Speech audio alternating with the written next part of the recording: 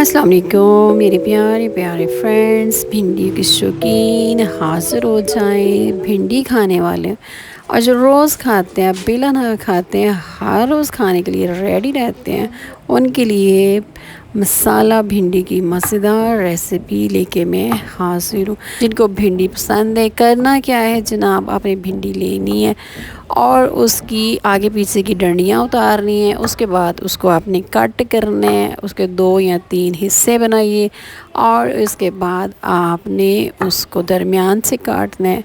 यानी हर भिंडी के आपने 4 पार्ट्स करने हैं।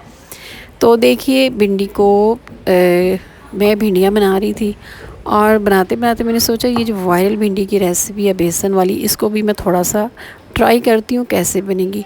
तो इस तरीके से आपने सारी भिंडियाँ जो हैं काट लेनी है। कुछ भिंडियाँ मैंने वैसे बनाई जैसे हम लोग मसाला भिंडी बनाते हैं, और कुछ ये वायरल भिंडी की जो रेसिपी है इसको मैंने ट्राई करने का सोचा।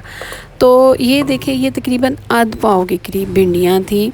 2 चम्मच इसमें मैंने बेसन डाल है, सुरख मिर्च, हल्दी पाउडर, नमक, अजवाइन, ये डाल के मैंने इसको अच्छी तरह से घुमाया फिराया और इसके बाद ये सारा मसाला जो था वो इसके अंदर लग गया।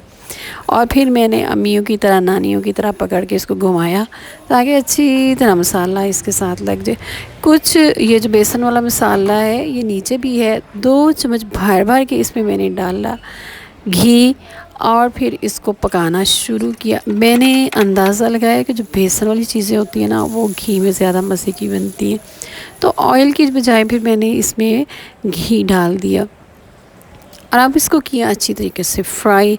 और जब मसाला इसके अच्छी तरह इसके अंदर घुस गया ना और खुशबू आने लगी, बेसन पक गया, तो उस फ्राई पैन मैंने लिया, उसमें डाला 1 चम्मच भर के घी और उसमें डाल ली है आधी चम्मच कटा हुआ अदरक का, और इसमें डाली है साथ ही ज़ीरा, और ये काला ज़ीरा आधी चम्मच के करीब है, हाफ़ टी स्पून।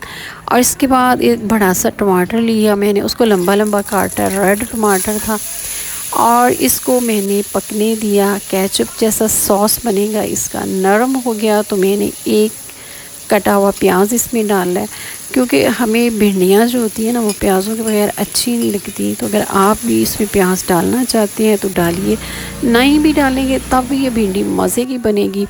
तो जब ये अच्छी तरह मसाला वाली भिंडियाँ जब ये अच्छी तरह पेस्ट रेडी हो गया तो ये जो ज़ीरा वाली भिंडी थी तो ज़ीरा मसाला जो था ये मैंने भिंडी के अंदर ऐड कर दिया और फिर उसके बाद आंच को किया तेज़ और तेज़ी से इसको अच्छे तरह मैंने फ्राई कर दिया।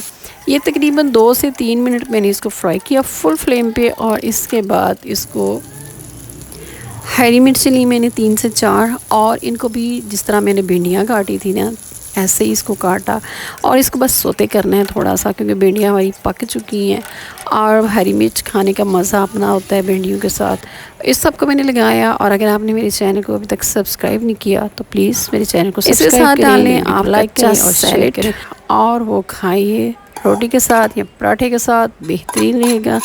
अपना ख्याल रखिएगा। फिर मिलेंगे एक नई और मज़े की रेसिपी के साथ। और इस भिंडियाँ खाने के बाद, इसको बनाने के बाद बैरून मुल्क जो मेरे भाई रहते हैं ना वो भी बनाएं खुशी के साथ। इसमें लेस नहीं है, मज़े की है और बनाना बहुत आसान है। और अगर आपको काला नमक खाना पसंद हो तो इसमें थोड़ा सा वो ज़रूर ऐड कर लीजिएगा। खाना बहुत मज़े का बनेगा। अपना ख्याल रखिएगा। फिर मिलेंगे एक नई और मज़े की रेसिपी के साथ। अल्लाह हाफ़िज़।